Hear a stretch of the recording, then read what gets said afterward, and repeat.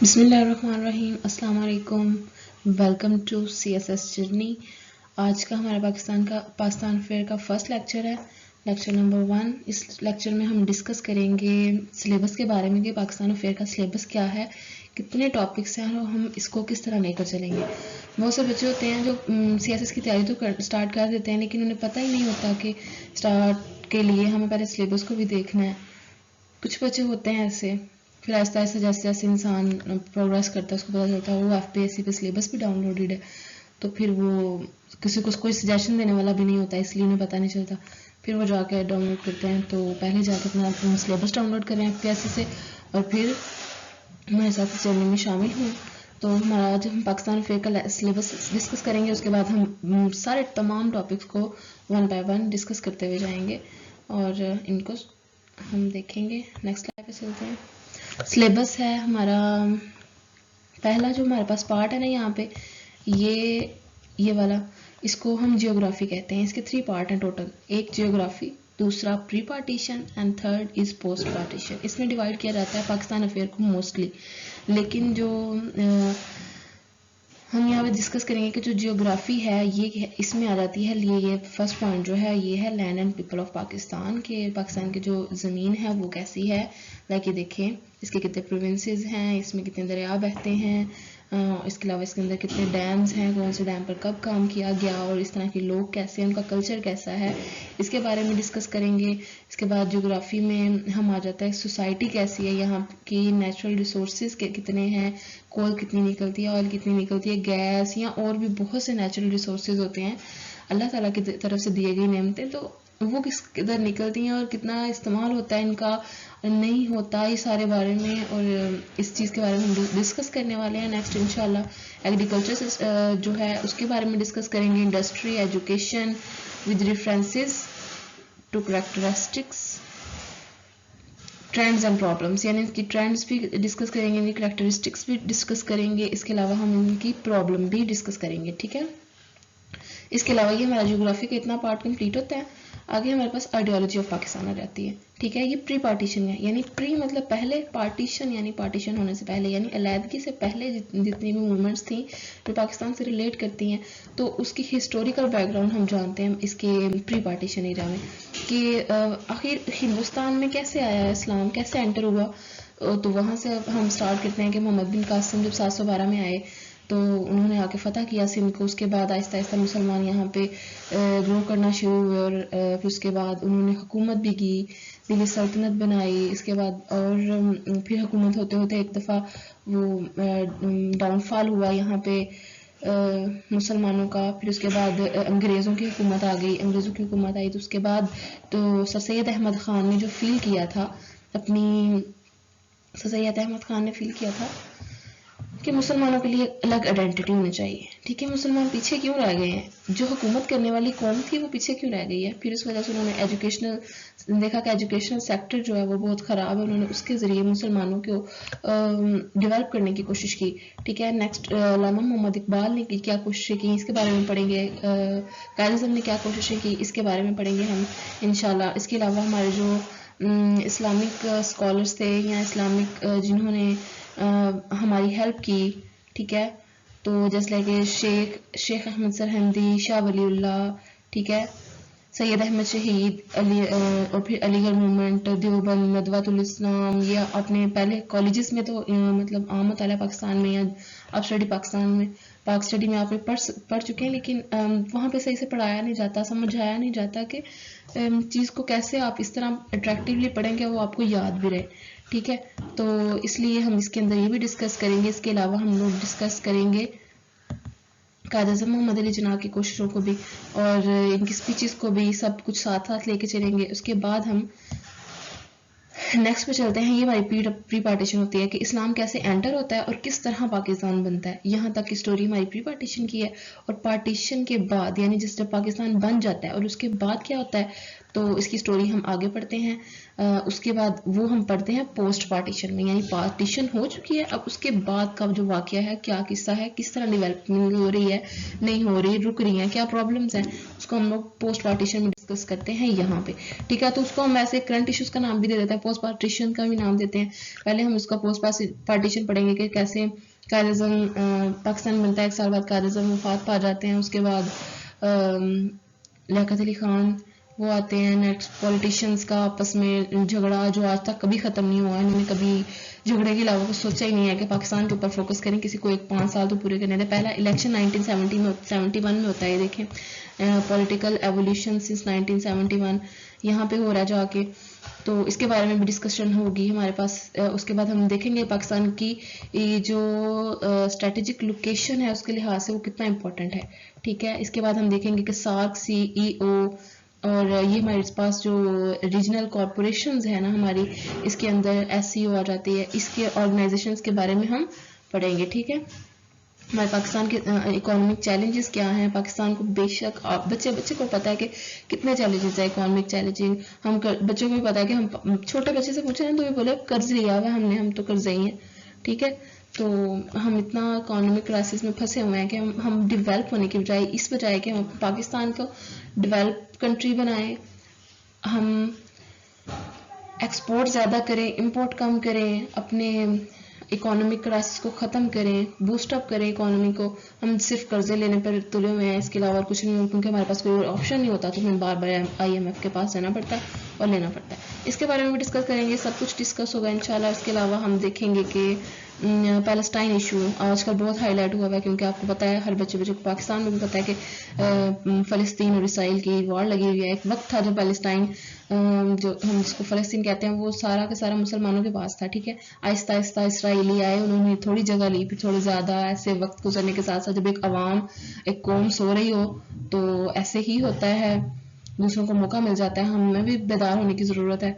लिहाजा फिर Palestine issue हुआ और आज इतना बढ़ गया है इशू के आज उन पे वार चल रही है। खैर, इस पर भी डिस्कशन करेंगे हम। और नेक्स्ट हमारे पास dynamics of Pakistan, changing security dynamics, यानी कि हमारी सिक्योरिटी के लिए हमें क्या इक़दाम करने होंगे। ठीक है, लाइक इंडिया हमारा नेबर है, हमारा दुश्मन मुल्क है, नेबर भी है, वो डेवलप कर रहा है, तो हमें खुद को बचाने के लिए खतरा होता है, तो खुद को भी डेवलप करना पड़ता है। फिर इस लिहाज से एक अच्छी बात भी है और एक बुरी बात भी है, देखेंगे इनके सारे एस्पेक्ट्स भी इंशाल्लाह। और फिर आगे हम देखेंगे कि Pakistan US war on terror के, पाकिस्तान की और US की जो वार थी 9/11 के बाद, ये देखें यहाँ पे 9/11 आपको पता ही होगा, धमाका हुआ था अमेरिका में, तो उस वजह से उसको हम 9/11 का नाम देते हैं। बहुत ज़्यादा मशहूर है, इसका बहुत ग्लोबली इफेक्ट पड़ा था तकरीबन तमाम ममालिक पर। ठीक है, इस वजह से इसको बहुत इंपॉर्टेंस दी जाती है। और इसमें पाकिस्तान के ऊपर ये इल्ज़ाम लगा था कि जो ये धमाका हुआ है पाकिस्तान की तरफ से हुआ है। ठीक है, पाकिस्तान की तरफ जो जहादी थे, जो US सोवियत यूनियन और अफगान वार के वक्त जहादी बनाए गए थे, ठीक है ना, कि लड़े, अफगान के लिए लड़े, तो उन्होंने ये हमला किया। सही है, तो इसके ऊपर ये इल्ज़ाम लगा, हत्ता कि हम आज तक सफाइयाँ देते रहें कि हम इसमें शामिल नहीं थे। इसके बारे में बात होगी इंशाल्लाह। टॉपिक वाइज ये तमाम सिलेबस डिस्कस किया जा रहा है कि टॉपिक वाइज हम इन चीज़ों को डिस्कस करेंगे 1 बाय 1, जिस तरह टॉपिक FPSC ने दिए हैं उसी तरह हम 1 बाय 1 इंशाल्लाह इनको लेकर चलेंगे साथ। नेक्स्ट आ जाता है जी evolution of democratic system in Pakistan. कि पाकिस्तान में जो एवोल्यूशन डेमोक्रेटिक सिस्टम है, यानी कि डेमोक्रेटिक, आप समझते कि हमने बने जमहूरी निज़ाम पर थे कि एक आम आदमी की हुकूमत, आम आदमी की हुकूमत कैसे हो सकती है? एक आम आदमी तब पावर में आता है जब वो अपनी मर्जी से कोई हुकूमत को सिलेक्ट करता है। ठीक है, आप वोट देते हैं, कई लोगों को पता चलता होगा कि वोट की कोई अहमियत नहीं है। ठीक है, ये हमारा वैसे पॉलिटिकल और इशू है, पाकिस्तान में डोमेस्टिक इशू है, डेमोक्रेटिक इशू है, लेकिन वोट की, आम आदमी की वोट की वैल्यू तब होती है जब एक आम आदमी किसी दूसरे इंसान को सिलेक्ट करता है, लो भाई तुम यहाँ पे बैठो और हमारे लिए काम करो।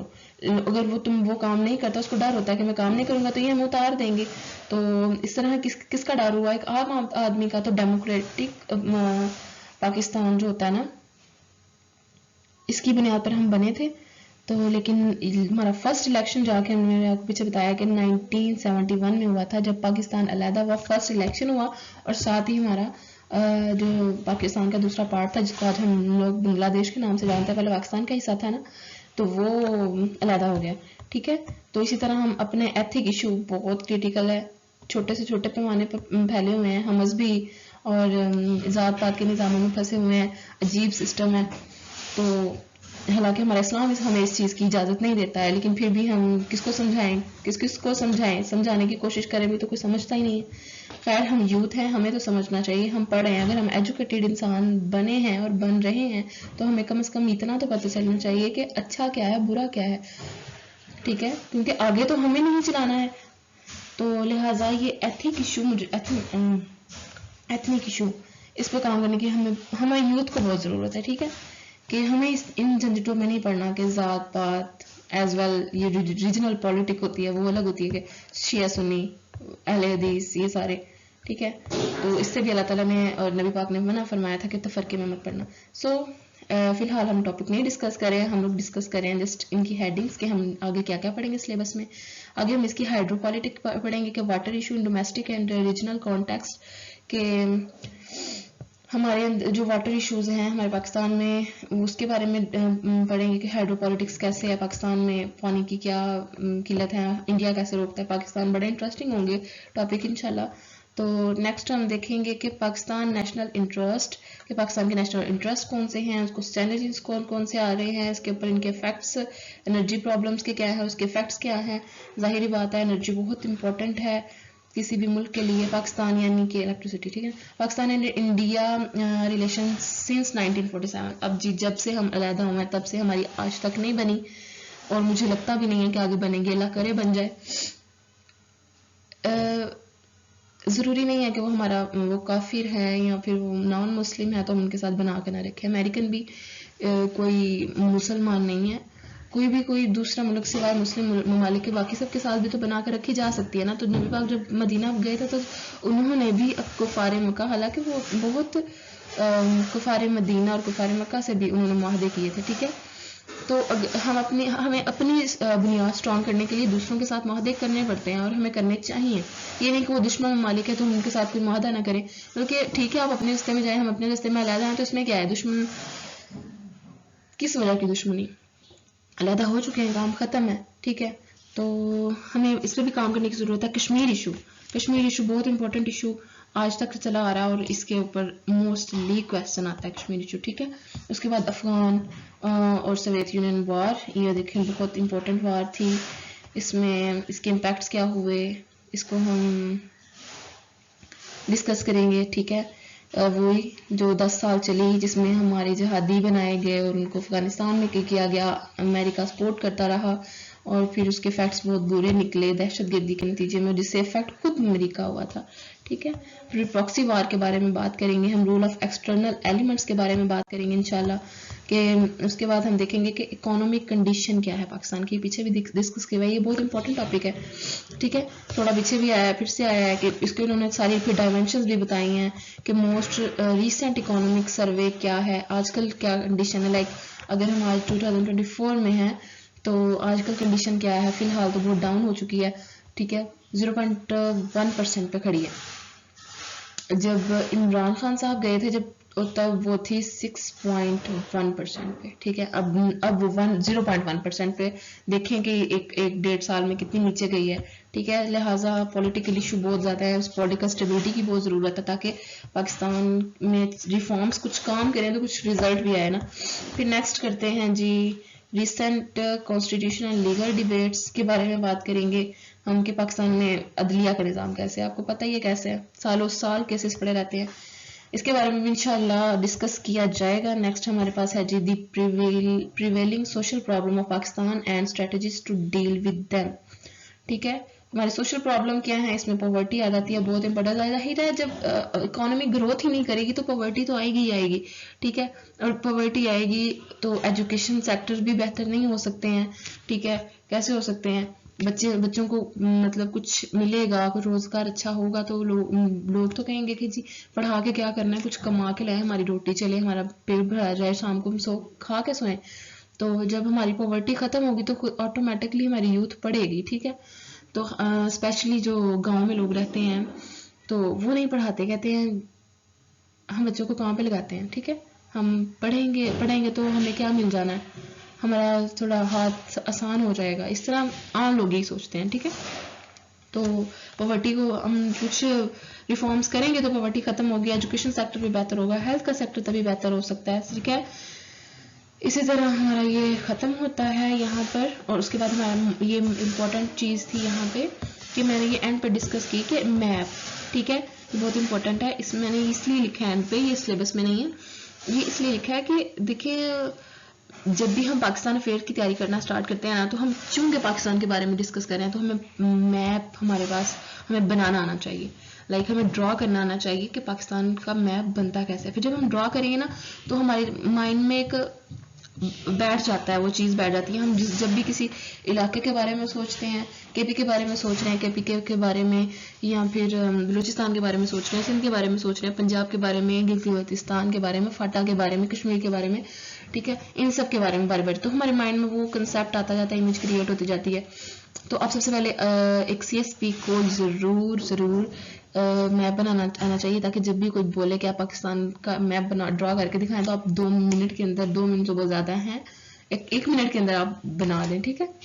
तो ऐसे बस आप ड्रॉ करें, 1 मिनट नहीं लगे और आप उसको दे दें, सही है। तो इतना प्यारा सा आपको ड्रॉ करना आना चाहिए। इससे इस तरह क्या होगा कि आपको जब मैप बनाना आएगा तो आपको पता चलेगा कि किस साइड पे कौन सा कंट्री है, लाइक हमारी ईस्ट में कौन सा कंट्री है, इंडिया है, वेस्ट में कौन है, अफगान है, नॉर्थ में चाइना भी है, ठीक है। इसके अलावा वो ऊपर और भी ममालिक हैं, ठीक है। नीचे आए अगर हम तो हमारी साइड पे एक ईरान भी है, नीचे हमारे पास सी है, ठीक है। तो इस तरह हमारे माइंड में ज़रा कंसेप्ट क्लियर होते हैं और नेक्स्ट पढ़ने में एक तो इंटरेस्ट पैदा होता है, दूसरा ये है कि आसानी होती है, ठीक है। तो अपना मैप आप आज ही ड्रा करना सीखें और इंशाल्लाह आप जल्दी ड्रा करना सीख जाएंगे। 1-2 दफ़ा ट्राई करेंगे तो इंशाल्लाह आ जाएगा। नेक्स्ट चलते हैं अपने स्टार्ट पे। तो ये सबसे एंड पे motivation matters a lot, motivation बहुत मैटर करती है। ये CSS बहुत लंबी जर्नी है, हमें मोटिवेटेड रहना है, हमें रोज़ाना खुद को याद दिलाना है कि हमने पहले दिन किस लिए CSS को स्टार्ट किया था और हमें क्यों बनना है CSP ऑफिसर, या CSS के बाद हमें कोई भी ऑफिसर क्यों बनना है। तो उसके लिए हमें खुद को रोज़ाना याद दिलाना है, खुद को मोटिवेट रखना है कि yes we can do it. तो हम यहाँ पे एक उर्दू का शेर है मुझे बड़ा पसंद आया था, तो जो यकीन की राह पर चल पड़े उन्हें मंजिलों ने पनाह दी, जिन्हें वसवसों ने डरा दिया कदम कदम पर बहक गए। अब यकीन की बात करें ना, जब इंसान खुद पे यकीन कर लेता ना कि हम कर सकते हैं, इंसान कर जाता है, ठीक है। और अगर इंसान डरता रहे ना कि इंसान मैं नहीं कर पाऊंगा, पता नहीं यार मैं क्या करूं, मैं कर सकता हूँ, मैं एक ऑर्डिनरी इंसान हूँ। आप कोई ऑर्डिनरी इंसान नहीं है, ठीक है। आपका माइंड भी ऑर्डिनरी नहीं है, बिल्कुल वैसे ही फंक्शन काम करते हैं जैसे टॉपर्स के काम करते हैं, ठीक है। बस ये है कि हमें यूटिलाइज करना आना चाहिए, हमें इंटरेस्ट लेना आना चाहिए। हम खुद को पहले ही डिग्रेड कर देते हैं, हमारा माइंड खुद को खुद ही डिग्रेड कर देता है, लो जी हम तो डिग्रेड हो गए हैं, अब तो हम तो आम से हैं, हम तो नहीं कर पाएंगे। भाई वो जिन नहीं है, नहीं वो कोई दूसरी मखलूक है जिन्होंने ये टॉप किया हुआ है, तो अब वो आप जैसे ही लोग हैं, ठीक है। लिहाजा हमें मोटिवेटेड रहना है, यकीन के साथ चलना है, ठीक है। देखिए आप एक सिंपल सी एग्जांपल आपको भी पता होगी, शायद आपके साथ ये लाइफ में हुआ हो कि एक वक्त आता है कि आपको लगता है मैं बहुत नालायक हूँ, मैं एक आम आदमी हूँ, सही है। सम टाइम कोई टीचर कह देता है आपको, सम टाइम आपके पेरेंट्स कह देते हैं, किसी के लाइफ में तो ऐसा हुआ होगा, या शायद सबकी लाइफ में हो जो इस फिलहाल मेरी वीडियो देख रहे हैं और सुन रहे हैं, कि वो कहता है किसी ये बंदा बड़ा आगे जाएगा, या वो बोलेगा ये लायक तो बड़ा है। आपने वो कासिम अली शाह की वो देखी होगी कि पहले मैं 9th में 8th तक फेल होता आया, मतलब बड़ी मुश्किल से पास, 9th में मेरे सर ने थपकी दी, मुझे कहा कि लो भाई मैं ये तो बड़ा, तुम तो बड़े होशियार हो, होनहार हो। तो मुझे बड़ा शौक पैदा हुआ और मैं 9th में टॉप कर गया।